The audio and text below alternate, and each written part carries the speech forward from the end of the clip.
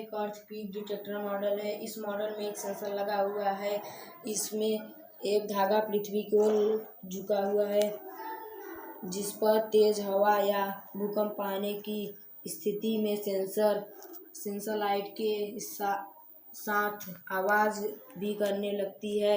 इस भूकंप के आभास हो जाता है, जिससे हम सुरक्षित स्थान पर जा सकें।